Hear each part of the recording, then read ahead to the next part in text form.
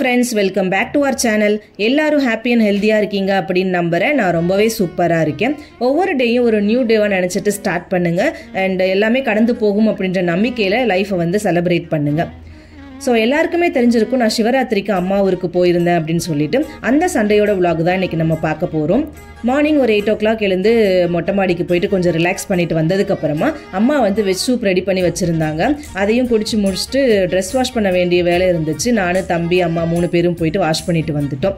So Saturday night வந்து கோவிலுக்கு போயிருந்தோம். அப்போ அங்கேயே அன்னதானம் போட்டதுனால சாப்பிட்டு வந்தாச்சு. ஆனால் நான் போகிறதுக்கு முன்னாடி லேட் ஆகும் அப்படின்னு சொல்லிட்டு கத்திரிக்காய் சட்னிக்காக ரெடி பண்ணிட்டு போயிருந்தேன். பட் வந்து அது யூஸ் ஆகலை. சாப்பிட்டு வந்ததுனால அப்படியே ஃப்ரிட்ஜில் ஸ்டோர் பண்ணிட்டோன்னா நாளைக்கு யூஸ் ஆகும் அப்படின்றதுனால அப்படியே எடுத்து வச்சுருந்தேன். ஸோ மறுநாள் ரொம்பவே ஹெல்ப்ஃபுல்லாக இருந்தது. எல்லாருமே வந்து டயர்டாக இருந்தோம். அதனால் அப்படியே தாளிச்சு மட்டும் விட்டுட்டு தோசை ஊற்றி சாப்பிட்டாச்சு. லஞ்சுக்கு அம்மா சீக்கிரமாகவே ரெடி பண்ணுறதுக்கு ஸ்டார்ட் பண்ணிட்டாங்க. அம்மா ஸ்டைல் மட்டன் சுக்கா எப்படி பண்ணலான்னு பார்க்கலாமா? ஃபஸ்ட்டு ஒரு கடாயில் கொஞ்சமாக ஆயில் சேர்த்துட்டு சோம்பு, பட்டை, பிரிஞ்சி இலை, 2 கிராம்பு சேர்த்துக்கோங்க. இதெல்லாம் மறந்துட்டு ஃபஸ்ட்டு வந்து வெங்காயம் சேர்த்துட்டாங்க, மறந்து போய். அதுக்கப்புறமா வந்து இதெல்லாம் சேர்த்தாங்க. நீங்கள் வந்து மறக்காமல் தாளிப்பில் சேர்த்துட்டு கொஞ்சம் கறிவேப்பிலை சேர்த்து ஒரு 20 சின்ன வெங்காயம் வந்து தட்டி சேர்த்துருக்காங்க. அதையும் சேர்த்துட்டு ஒரு 7-8 பல் பூண்டு சேர்த்து நல்லா வந்து ஆயிலில் ஃப்ரை பண்ணுங்கள். ஸோ வெங்காயம் ஒரு 30% அளவுக்கு வெந்ததுக்கு அப்புறமா ஒரு 2.5 ஸ்பூன் அளவுக்கு இஞ்சி பூண்டு பேஸ்ட் வந்து நம்ம சேர்த்துக்க போகிறோம்.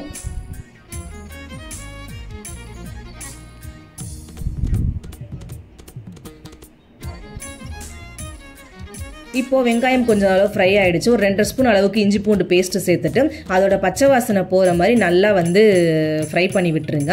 இங்கே எப்போவுமே மட்டன் வந்து மார்னிங் வாங்கிட்டு வந்துடுவாங்க.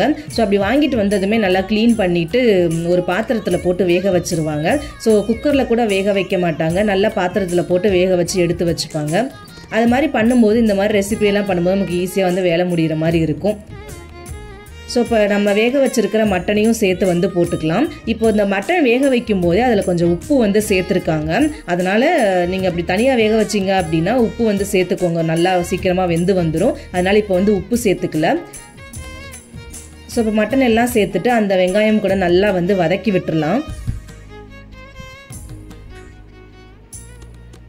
இப்போது ஒரு 1/2 டீஸ்பூன் அளவுக்கு மஞ்சள் தூள் இதெல்லாத்தையும் சேர்த்து நல்லா வதக்கிட்டு அதுக்கப்புறமா நம்ம வீட்டிலேயே ரெடி பண்ண மசாலா தான். என் அம்மா வந்து கடையில் எந்த மசாலா பவுடரும் வாங்க மாட்டாங்க. எல்லாமே வீட்டில் பண்ணுறது தான். கொத்தமல்லி பவுடர் ஆகட்டும், சீரக பொடி ஆகட்டும், வத்தப்பொடி ஆகட்டும், எல்லாமே வந்து வீட்டிலேயே வந்து ரெடி பண்ணிப்பாங்க. இப்போ மஞ்சள் போட்டு நல்லா வந்து மிக்ஸ் பண்ணி விட்டாச்சு. இது கொஞ்சம் நேரம் இருந்ததுக்கப்புறமா நம்ம மற்ற மசாலா எல்லாமே சேர்த்துக்கலாம். இப்போ ஒரு 10 மினிட்ஸ்க்கு அப்புறமா வந்து நம்ம மற்ற மசாலா வந்து சேர்த்துக்கலாம்.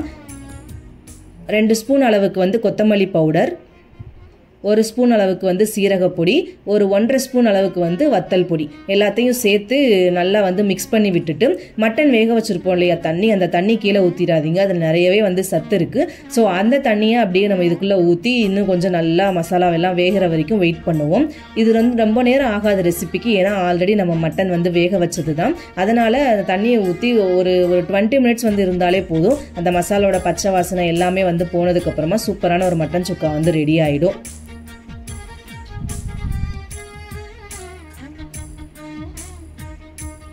இப்போ அந்த மட்டன் வேக வச்ச அந்த தண்ணியிலேயே வந்து அதையே நம்ம இதை ஊற்றிட்டு இன்னும் தண்ணி உங்களுக்கு தேவைப்பட்டுச்சு அப்படின்னா எக்ஸ்ட்ரா கொஞ்சம் ஊற்றி நல்லா வந்து வேக விடுங்க. ஒரு மூடி போட்டுட்டு குக் பண்ணிங்க அப்படின்னா சீக்கிரமாகவே வேலை முடிஞ்சிடும்.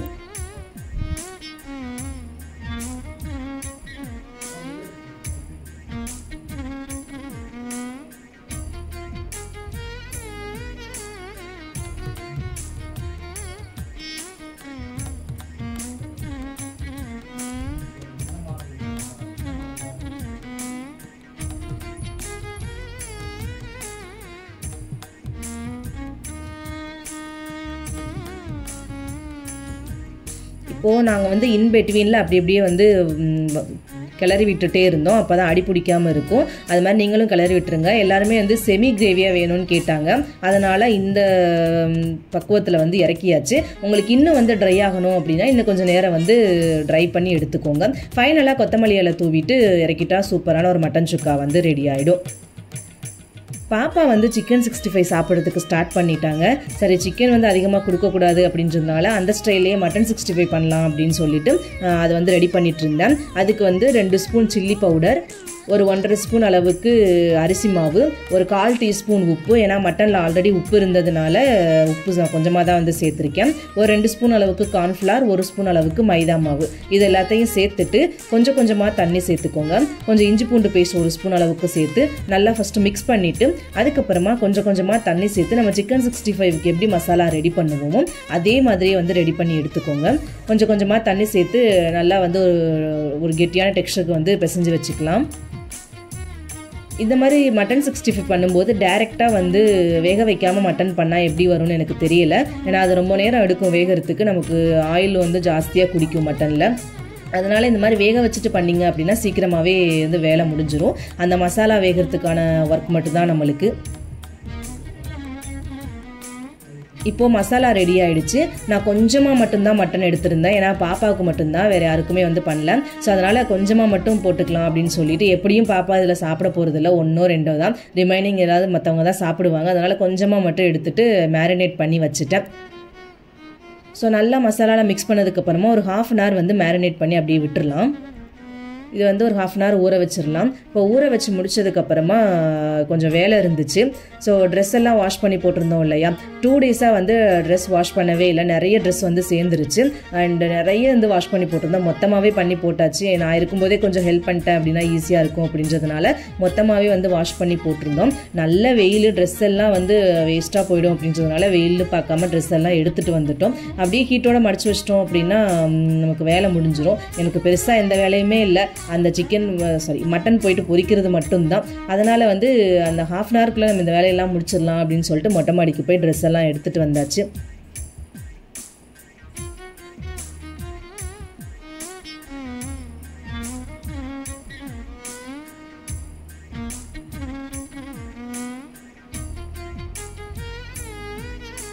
அப்படியே அந்த ஹீட்டோடையே மடித்து வச்சிட்டோம் அப்படின்னா நல்லா சூப்பராக இருக்கும். எனக்கு ரொம்ப பிடிக்கும் அந்த மாதிரி மடித்து வைக்கிறதுக்கு. எப்போவுமே எடுத்துகிட்டு வந்ததும் மடித்து வச்சுருவேன்.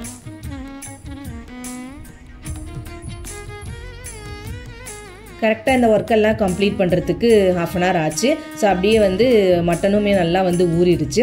அதுக்கப்புறமா பொரிக்கிறதுக்கு ஸ்டார்ட் பண்ணிட்டேன். ஒரு கடாயில் ஆயில் கொஞ்சமாக மட்டும் சேர்த்துக்கோங்க, நிறைய வேண்டாம். ஏன்னா இது மட்டன் பொரிச்சதுக்கப்புறமா ஆயில் வந்து சுத்தமாக நல்லா இல்லை, அதுக்கப்புறமா நம்மளால் யூஸ் பண்ணவே முடியாது. அதனால் கொஞ்சம் கொஞ்சமாக சேர்த்து காலியாச்சு அப்படின்னா மட்டும் கொஞ்சம் சேர்த்துக்கோங்க. அதனால் கொஞ்சமாக ஆயில் சேர்த்துட்டு நல்லா ஹீட் ஆகட்டும். மீடியம் ஃப்ளேம்லேயே வந்து ஹீட் ஆகட்டும். நீங்கள் ஃபஸ்ட் ஹை ஃப்ளேமில் வச்சு ஆயிலை ஹீட் பண்ணிட்டீங்க அப்படின்னா மட்டன் போட்டதுமே கருகிடும். அதனால் எந்த ரெசிபி பண்ணாலும் நல்லா மீடியம் ஃப்ளேமில் வந்து ஹீட் பண்ணிக்கோங்க. ஸோ இப்போ நம்ம மேரினேட் பண்ணி வச்சுருக்கோம் இல்லையா, ஒவ்வொரு பீஸாக வந்து சேர்த்துக்கலாம். நான் என்ன ஒரு தப்பு பண்ணிட்டேன் அப்படின்னா, என்கிட்ட கொஞ்சம் தான் மட்டன் அப்படின்றதுனால ஒரே தடவை போட்டு எடுத்துடலாம் அப்படின்னு சொல்லிட்டு சோம்பேறித்தனம் பட்டுட்டு ஒரே தடவையே வந்து போட்டுட்டேன். தயவு செஞ்சு நீங்கள் அந்த தப்பை பண்ணிடாதீங்க. அது வந்து என்னாச்சு அப்படின்னா நல்லா ஒன்றோட ஒன்று ஒட்டிக்கிச்சு, ஸ்பேஸ் இல்லாமல். இதுவே கொஞ்சம் கொஞ்சமாக போட்டு எடுத்திருந்தோம் அப்படின்னா ஒரு நல்லா ஸ்பேஸ் கிடச்சிருக்கும், ஒன்றோட ஒன்று வந்து ஒட்டி இருந்திருக்காது. ஸோ நம்ம எடுக்கும்போது ஈஸியாக இருந்திருக்கும். எனக்கு வந்து ஒன்றோட ஒன்று நல்லா ஒட்டிடுச்சு. அதுக்கப்புறம் என்ன பண்ணேன், ஒவ்வொன்றா வந்து எல்லாத்தையுமே பிரித்து விட்டேன். ஸோ நீங்கள் மறந்து கூட அந்த மிஸ்டேக் பண்ணிடாதீங்க. கொஞ்சம் கொஞ்சமாக வந்து போட்டு எடுத்துக்கோங்க. ஆல்ரெடி வேக வச்ச மட்டன் அப்படின்றதுனால ரொம்ப நேரம் வேக வைக்க வேண்டிய அவசியம் இல்லை. அந்த மசாலாவோட கலர் சேஞ்ச் ஆனாலே போதும், நம்ம வந்து வெளியில் எடுத்துடலாம்.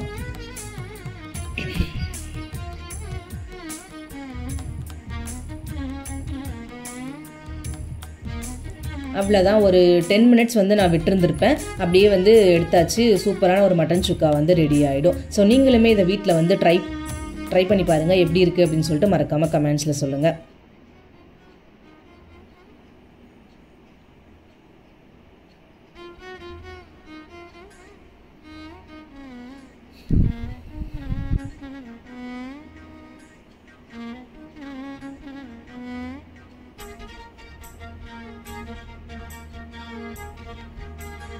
லஞ்சுக்கு ஒயிட் ரைஸும் மட்டன் சுக்கா, அப்புறம் நாட்டுக்கோழி குழம்பு.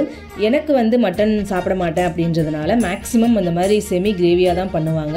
மேக்ஸிமம் அது குழம்பெல்லாம் வந்து பண்ண மாட்டாங்க. ஸோ நான் சாப்பிட மாட்டேன் அண்ட் வீட்லேயுமே அவ்வளோவா மட்டன் சாப்பிட மாட்டாங்க. இந்த மாதிரி செமி கிரேவி அப்படின்னா மட்டும்தான் சாப்பிடுவாங்க. அதனால் மோஸ்ட்லி மட்டன் எடுத்தோம் அப்படின்னாலே செமி கிரேவியாக கொஞ்சமாக மட்டும்தான் பண்ணுவோம். சாப்பிட்டு முடிச்சுட்டு இங்கே வந்து நைட்டி வந்து விற்க வருவாங்க. எப்போவுமே நான் இங்கே வந்தேன் அப்படின்னா அந்த மாதிரி விற்க வரும்போது ஒரு நைட்டி 2 நைட்டி அப்படி சொல்லிட்டு எடுத்துகிட்டு வந்துடுவேன். ஆனால் எடுக்கிறது எல்லாமே ஆல்ட்ரு பண்ண வேண்டியது இருக்கும். அதுக்கு எதுக்கு நம்ம வந்து டைம் வேஸ்ட் பண்ணிக்கிட்டு அப்படின்னு சொல்லிட்டு அம்மா பக்கத்துலேயே நின்றுட்டு எல்லாம் பிரித்து கொடுத்தோம் அப்படின்னா வந்து கரெக்டாக நமக்கு சைஸ்க்கு ஏற்றாப்புல ஆல்ட்ரு பண்ணி கொடுத்துருவாங்க. ஸோ அதனால் எப்போவுமே நான் நைட் எடுத்தேன் அப்படின்னா ஒன்று வந்து கொடுத்துட்டு போயிடுவேன். இன்றைக்கி வந்து நீ கொண்டு போயிட்டு நான் வந்து ஸ்டிச் பண்ணி தர்றேன் அப்படின்னு சொன்னதுனால பக்கத்துலேயே நின்று எல்லாத்தையுமே பிரித்து கொடுத்துட்டேன். ஸோ அதையுமே வந்து ஸ்டிச் பண்ணி கொடுத்துட்டாங்க. வீட்டில் ஒரு டெய்லர் இருக்கிறது நல்லா தான் இருக்குது இல்லையா, ரொம்ப யூஸ்ஃபுல்லாகவும் இருக்கும் இந்த மாதிரி ஒருத்தவங்க இருந்தாங்க அப்படின்னா.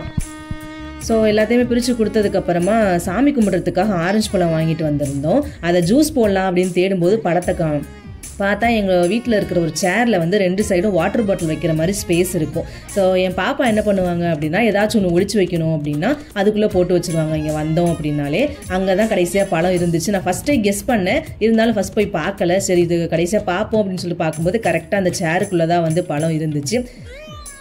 அங்கே ஊரில் ஏதாச்சும் ஒரு பொருள் காணோம் அப்படின்னா காட்டுக்கு கீழே பார்க்கணும். இங்கே வந்து ஏதாச்சும் காணோம் அப்படின்னா அந்த சேரில் தான் வந்து தேடி பார்க்கணும். ஏன்னா அதுதான் அவங்களோட ஃபேவரட் பிளேஸு. எது என்ன காணோம் அப்படின்னாலும் அங்கே போய் பார்த்தோம் அப்படின்னா அது கிடச்சிரும்.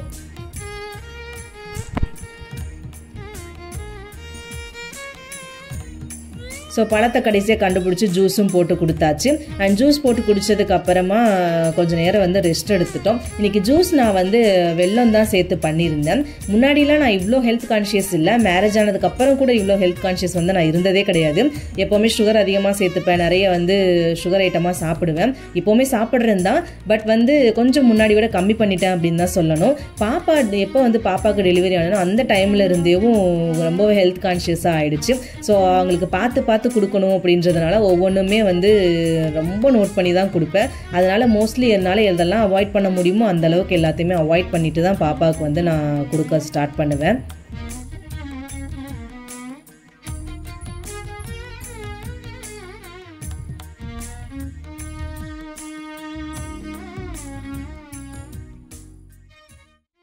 கொஞ்ச நேரம் ரெஸ்ட் எடுத்துட்டு செடியில் நல்லா பூ பூத்துருந்துச்சு.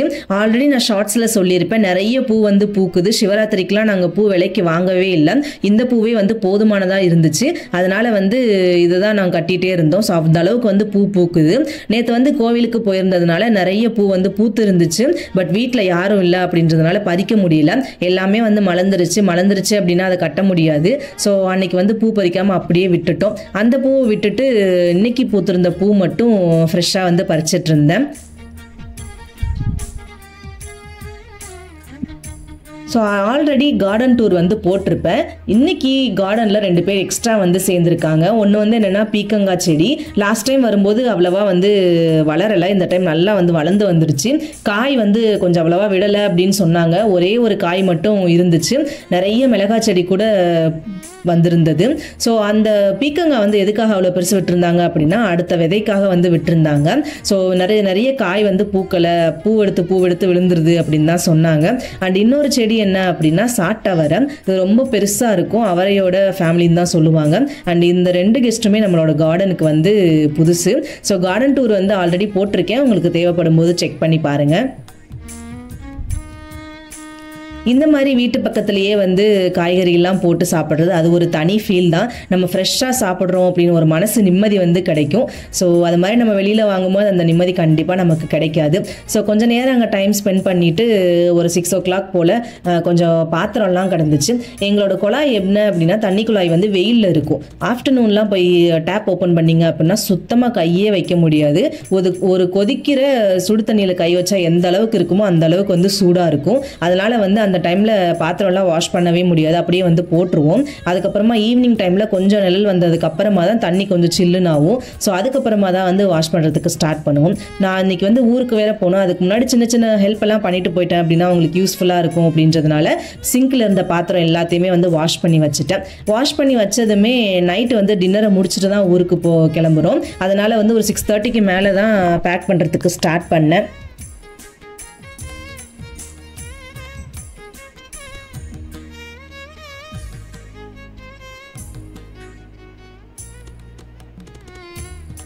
நான் எப்போவுமே ஊருக்கு வரும்போது ஒரு பேக் அப்படி இல்லைனா 2 பேக் தான் எடுத்துகிட்டு வருவேன். ரிட்டர்ன் போகும்போது 4-5 பேக்காக மாறிடும். எப்போவுமே வந்தாலும் அதுதான் என்ன எடுத்துகிட்டு போகிறேன் என்ன கொண்டு வரேன் அப்படின்னே தெரியாது.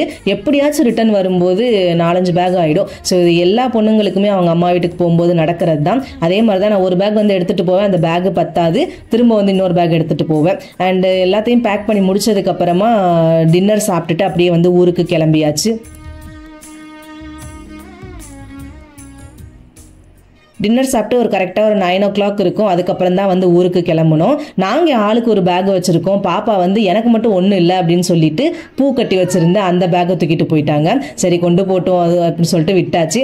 அண்ட் போகும்போதே வந்து பாப்பாவுக்கு தேவையான தண்ணி எல்லாத்தையுமே எடுத்துகிட்டு போயிட்டோம். ஏன்னா யாரும் இங்கே சுடு தண்ணி குடிக்க மாட்டாங்க. ப்ளஸ் வீட்டில் போயிட்டு வச்சு ஆற வைக்கணும் அப்படின்றதுனால இருக்கிற தண்ணியெல்லாம் ஊற்றி எடுத்துகிட்டு போயாச்சு. அண்டு எல்லாருக்குமே பாய் பாய் சொல்லிட்டு ஊருக்கு கிளம்பியாச்சு.